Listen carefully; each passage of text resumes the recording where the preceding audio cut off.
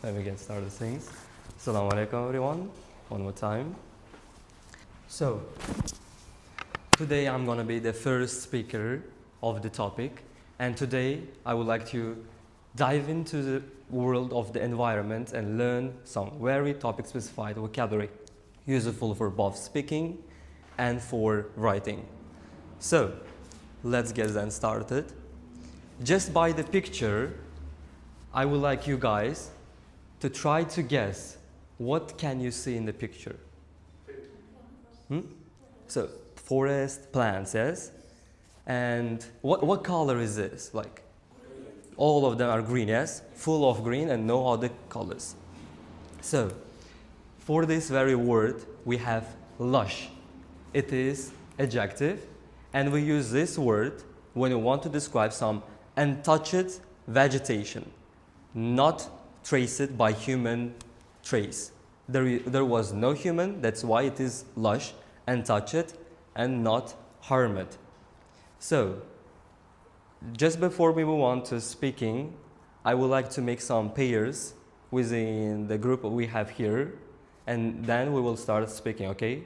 I have topic-specified questions related to every word.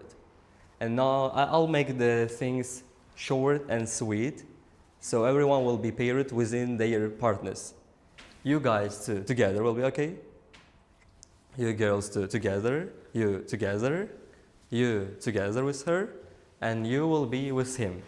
Okay? So, now you have your pairs, yes? And there will be two speakers. So, student 1, student 2. You may choose whichever question you wish, but you both must speak and you both must answer. Ready? Okay, let's get started then. So, these are your questions. Please start. So I suppose everyone's finished this. Let's move on to another word. So, and now, what can you see in the first picture and the second picture? Cliffs. So, these are cliffs, stones, and what else? So, what do you think? Is stone soft or hard? It's hard, yes? So, if we want to say something which is very hard or which is very extremely hard to break, we use this word, rugged.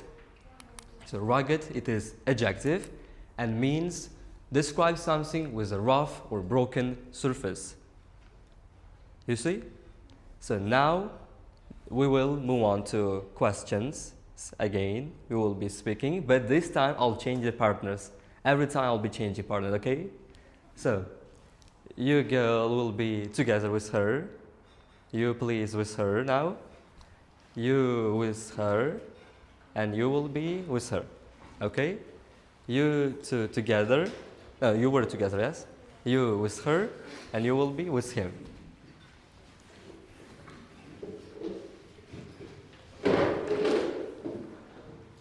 So I guess everyone is in their place, and now I'll open the questions. Choose whichever speaker you wish to be. Okay, now let's move on to another word. What can you see in the pictures now? Apples, yes? Can you count every apple here? Can you say how many apples there? No, yes? There are lots of, too many lots of. So if you cannot count something in amount, we use jam-packed with. This compound adjective, and we use to describe when something extremely full, crowded, or packed at one place. And now, there are now more students, and I'll make more pairs. Let's discuss the following questions within 3 groups, okay? Jam-packed with. You can use any sentences, and it does not matter whether it is with countable or uncountable nouns. So it can be everything. Apples, money, people, or things. So, for now, let's make you 3 together. You 3 will be together. You 3. You 3 will be together. And you 3 will be together. And you 3 in a row will be together. Now I'll open the questions. You may start. So, finished, yes? Okay, let's move on to second word. Who can you see in this picture now? You. Me? Ah, I've never been to climbing yet, but I wish I will be in the future. Climber. So, climber, yes? What is he doing? What is his job? Just climbing, yes? Climbing something from the bottom to the top, probably, yes? Mountain, hill, or something, let's say cliff, yes? Attach it to mountain. Yeah, so attach this to mountain. So we have the word ascend. Ascend means like to climb from the very bottom to the top of something.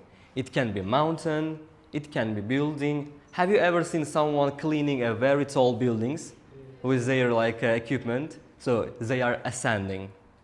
Or have you ever seen someone climbing a cliff or climbing a mountain with equipment, with ropes? Have you seen, I guess, yeah? In movies or in real life. So they are ascending. One more time. To move upward, rise, climb from a lower position to the highest position is means ascend, or the synonym of the verb climb. Now, let's keep the same groups of pairs, 3 by 3, the same people. I'll move on to next questions and you will discuss it with your partners. Can I have a question? Yes, sure. Is it about only activities or we can use this word for development? Mostly activities, yeah. Because they are topics specified about only environment. Okay, here are the questions. Please now you may start discussing with your partner. Let's move on to another word. So, now there are 2 pictures and I would like to ask you, what can you see in these pictures or who can you see in these pictures? Hikers probably, yes? Are they just alone or with group? Do they have equipment with them? Yes. And they are doing something, yes? Hiking probably mountain or just a journey. So to describe this kind of activity, we have a verb, trek. Trek means when you complete a long, very long journey alone or with friends from one destination to another, whether it is mountain, village, to another city, that is fine.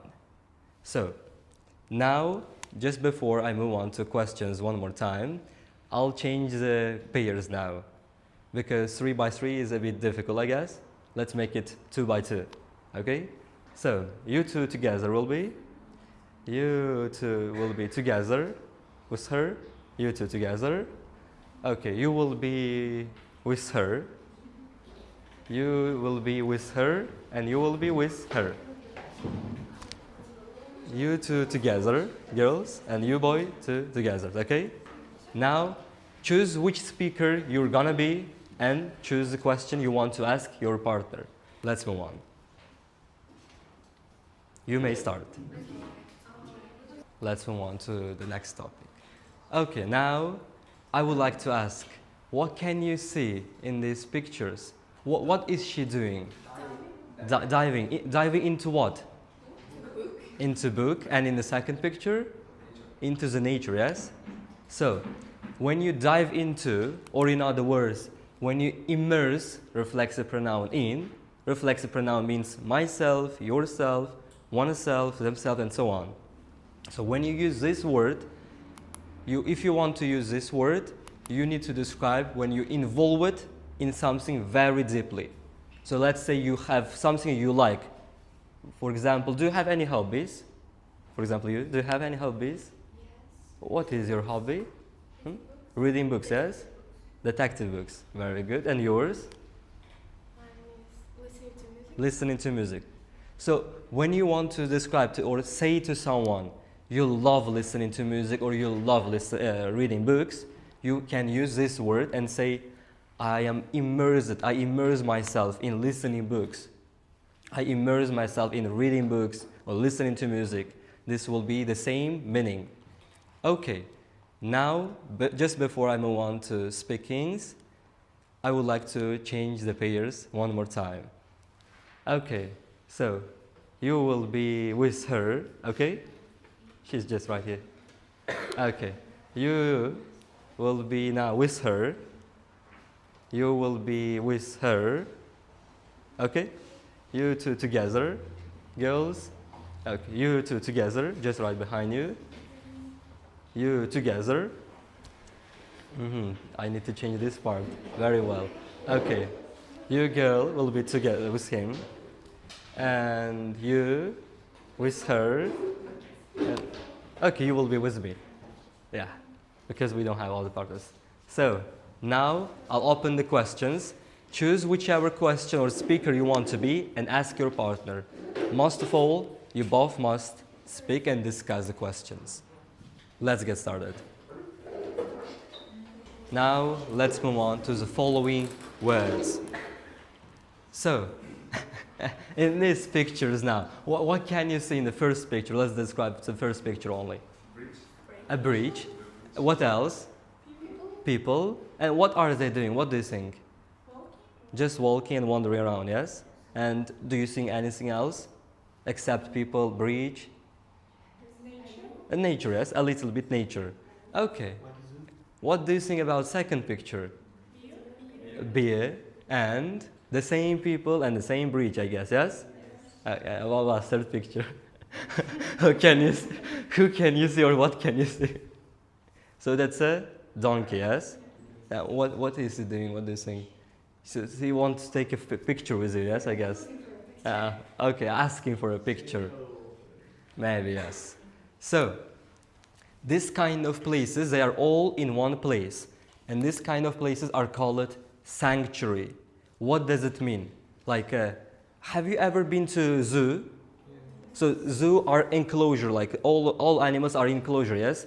Protected from human and they are protected also, yes? So this kind of sanctuaries are places that help animals, injured animals or weak animals to protect themselves, to feel safe, comfort, and live in one place, taken care by people. So, I don't think we have such places, but maybe in the future we will have. Do we have? Oh, that's impressive then. So, a protected area where birds and animals can live and breathe without fear of being hunted, without fear of being just in fear.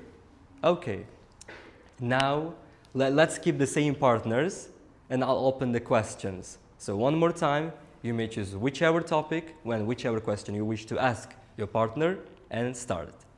Here are the questions. So, get started. So I guess everyone's finished, yes?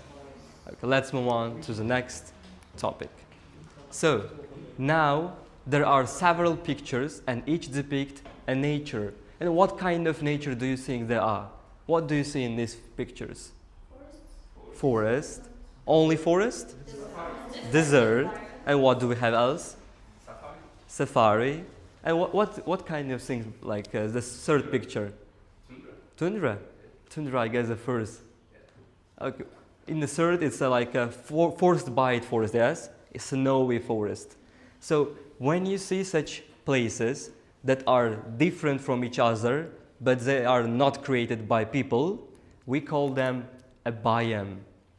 So biome becomes and creates themselves. It is created by the nature.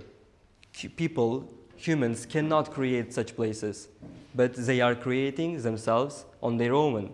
And we call them biomes, different untouched places. A large, naturally occurring community of flora and fauna. So, now I guess many students already a little bit hate me because I change partners a lot, but I would like to change one more time the partners, so to make sure everyone speaks to different people. So, you will be with her, okay? I guess you were together. You weren't, yes? You together weren't, yeah? You didn't speak to each other. Okay. You will be with her. You two together. And you will be with her. You will be yes? With, I guess. Yes, you together. Okay. You two together. You will be No, you two together. Yes. You will be with now her. Okay? With her. Okay. So you two will be.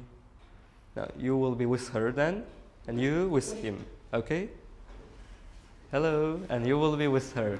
Finally, you have a partner now. So, just before I open the questions, you may choose whichever speaker you wish to be and discuss questions with your partners. Now, here are the questions. Oh, I guess finished as. Let's move on to next topic. So now, here are the pictures. In the first picture, what do you think is happening here? There is air pollution happening is here, yes? From factories, from other places, yes? What is in the second picture? Also air pollution. But is it from factory? No. From cars, yes? So when you see such pollution that is produced by car, by factory, or by other actions of people, we call it fume. So fume means like a strong and unpleasant or extremely toxic gases or smoke released by factories, places, or by other heating actions. We describe these such places. This vocabulary is very useful for both in writing and for speaking, because I guess we have IELTS students here, and in task 2 topics, in task writings, you will be seeing a lot of questions related to the environment. And so to describe air pollution and what it produces, you can use this word, and it will be very highly academic. Now, I'll keep the same partners, so as not to make cause and troubles with changing places, let it be the same partners. Now I'll open the questions. So here are the questions I would like you to describe. You can start. So as you may have noticed, within each question, the types of questions and the words are getting harder and harder, yes? The first questions were easier, now they are a little bit harder, and topics are getting more complex. Now, last but not least, let's move on to the last word.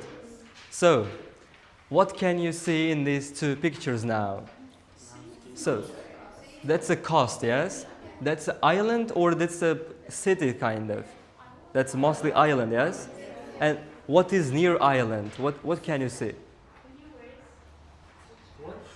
What kind of place is this one? That's probably ocean or sea, yes?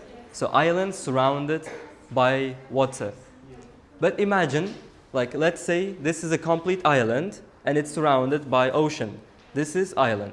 But if you have such, let's say, enclosure, a little bit enclosure where people can swim and people can, let's say, swim on boats, float on boats, we call them not island, but mostly bay. So bay means a semi-island, which has a little bit shore where people can swim and ships can float away. So that's a noun, and coastal body of water partially enclosed by land. That is called a bay. So I guess everyone got their vocabulary list, yes? So will be vocabularies for you to learn and to enjoy these words. There are definitions for them, and there are example sentences, how they are used in sentences and in speech. Now let's move on to the last questions that you will discuss with your partners, and we will move on to the second part of our today's event.